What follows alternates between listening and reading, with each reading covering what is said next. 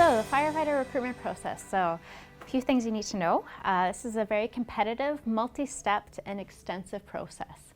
So it is your responsibility as the candidate to address all the requirements to meet deadlines and be available to attend any scheduled assessment dates. Applications are only accepted online from March 1st to March 31st, 2018, and we'll be hiring for those positions in 2019. On March 1st, our firefighter job posting will go online at www.edmonton.ca/careers. After application, qualified applicants will be directed through the following recruitment steps. So this is just to give you an overview of the entire recruitment process. We're going to talk about each one of these steps, but I just wanted to give you a sort of an overview because it's multi-stepped. You can see from when the posting opens in March until actual training would start, that can be over a year-long process. So it's quite extensive. Yeah. All right, so let's talk about the qualifications. So you must be 18 years of age. We require that you obtain and maintain a city driver's permit. So to obtain a city driver's permit, you need to have a driver's abstract that has 7 or fewer demerits. Hire is dependent upon providing a satisfactory vulnerable sector police information check. For applicants who are outside of the City of Edmonton, this could be obtained from your local RCMP department. Good physical fitness is required, so we will talk a bit more about that. And ability to understand and communicate clearly and concisely in English under stressful situations is a requirement. So there's a few attributes we're looking for. We're looking for people who are motivated with well-developed interpersonal and team skills. We're also looking for people who have the ability to effectively operate under the realities of emergency situations and who have a strong work ethic. So now let's talk about the required certifications. So I have in red here, you must upload the following documentation. So when you apply in March, we're looking, your application is not complete unless you've uploaded the following documents. So we'll go through each one, and they are on your page there. You need to provide us with your grade 12 diploma or your GED equivalent. So this could be an actual copy of your diploma, scanned and uploaded online, or your high school transcript showing that you have graduated. A minimum class 3 driver's license with air brakes endorsement is required as well, so we need a copy of your driver's license. And you would need to have your International Trauma Life Support Certificate or your Pre-Hospital Trauma Life Support Certificate, so the ITLS or the PHTLS certificate. And those certificates need to be valid for 18 months from the date of your application. Okay, and then we also need you to upload one of the following certificates. So we'll go through each one of them. You just need to have one though. So you can have the Certified NATE Medical First Responder Certificate. You could be a Certified St. John's Ambulance Advanced First Aid, the Certified Red Cross Advanced First Aid course, or a Current Emergency Medical Responder Certificate, or EMTA or EMTP certificate. What we're looking for there is as long as the EMR certification is from an institution that is approved by the Alberta College of Paramedics. So in past years, we've required that you have your ACP or your Alberta College of Paramedics registration number. We no longer require that. It's just if you choose to take the EMR, it must be from an ACP approved institution. So if you go on the ACP website, they actually have a list of all ACP approved EMR courses. So if you want to enroll in EMR, make sure you check that list, make sure it's approved by ACP. And then we'll also accept current primary care paramedic certification.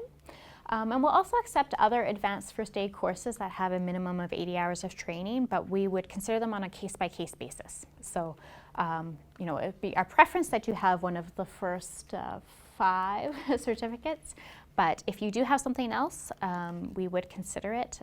We just have to, case-by-case, we can't say. Any applicant who is able to provide, when they apply, if they have those certifications, they've uploaded all their documents, Anyone who meets all that will be moved forward to the Aptitude Test. So our Aptitude Test occurs in spring, so it'll be spring 2018. It'll be on the University of Alberta campus. It's a multiple choice test, and the questions are basically there's 5 different categories of questions. There's understanding oral information, reading and understanding the written information, numerical skills, maps, diagrams, and mechanical reasoning, teamwork, public relations, and community living. We don't have sample questions. We get that question a lot, but that just gives you an idea of the types of questions that you will see. The aptitude test must be written on location in Edmonton, so there's no out-of-town exams, there's no alternate date. You have to be able to come on that day. It's always on a Saturday. So then after the aptitude test, we get the results and we group the highest ranked candidates and they advance forward in the next stage of the recruitment process. So only the highest scorers will move forward. All right, so then you'll be invited to do the physical fitness test. So you've probably already visited Michael Scarlett's presentation, so he goes into a lot more different detail about that test, but it is at University of Alberta. There's a $367.50 fee. The physical fitness test is divided into 2 components. There's the aerobic endurance, so the treadmill test, and then there's the 6 task-specific job simulation tests. Again, after the physical fitness test, a grouping of the highest ranked candidates who pass the test will advance to the next stage of the recruitment process. So only the highest rank go forward. And also before that, you will be asked to fill out a medical clearance form and have it signed by your family physician, just to certify that you're okay to participate in the medical fitness. So after the physical fitness test, you'll be invited to do the interview. So interviews are conducted by representatives from Edmonton Fire Rescue Services, at least one from Edmonton Fire and another representative from Human Resources. Then, after the interview, if you're successful in the interview portion, you'll be invited to do a station assessment. So this is where candidates actually spend an 8-hour shift with a crew at a fire station.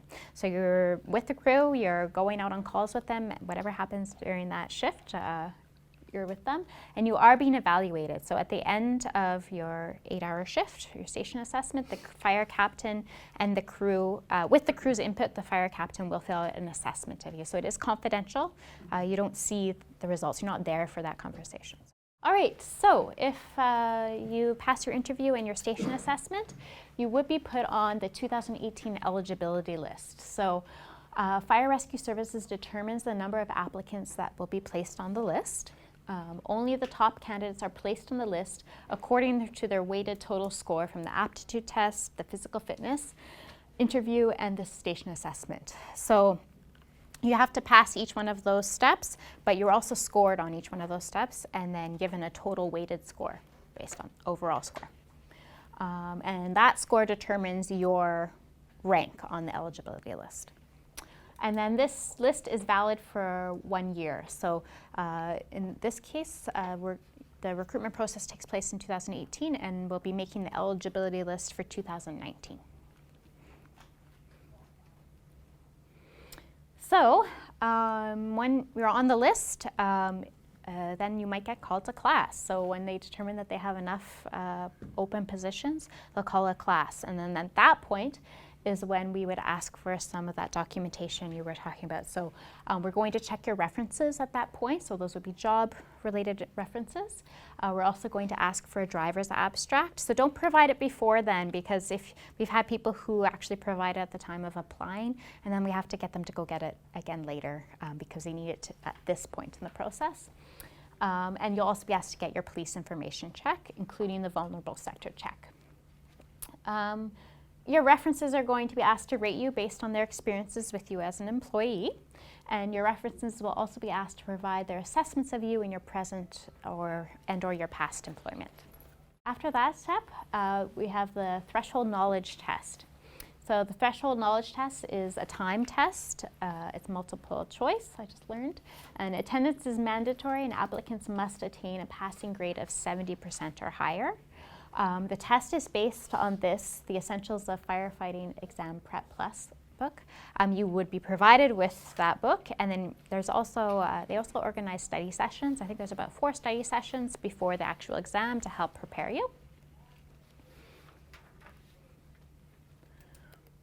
All right. And then after the exam is the peer fitness assessment and the job-related tests. So the peer fitness assessment is when applicants are going to be tested to ensure that they've maintained their physical fitness over the last year. So sometimes there's a gap of almost a year between when you do your physical fitness test at the University of Alberta and when you're actually called to class. So we have to make sure that you've maintained your fitness in that last year.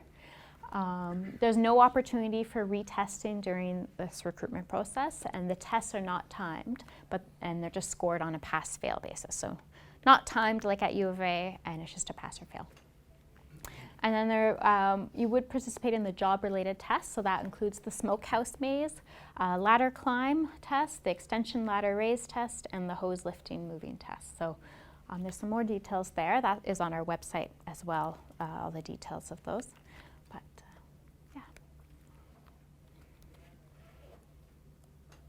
All right, so pending you're moving through all of those steps, you would actually be presented with your offer of employment. So Human Resources provides candidates who successfully pass all stages of the recruitment process with an offer.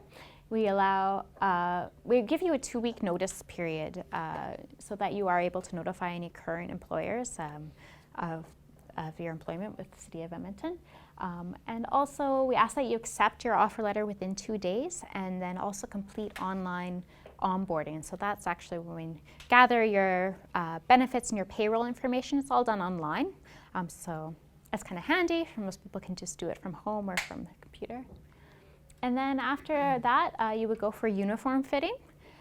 And then after that, we would actually start your 12-week training with City of Edmonton Fire Rescue Services. So the training takes place here at the Training Academy. And you're trained and developed in all core competencies. So fire suppression, emergency medical services first response, vehicle extrication, technical rescue and dangerous goods response. And you are a probationary firefighter for 1 full year.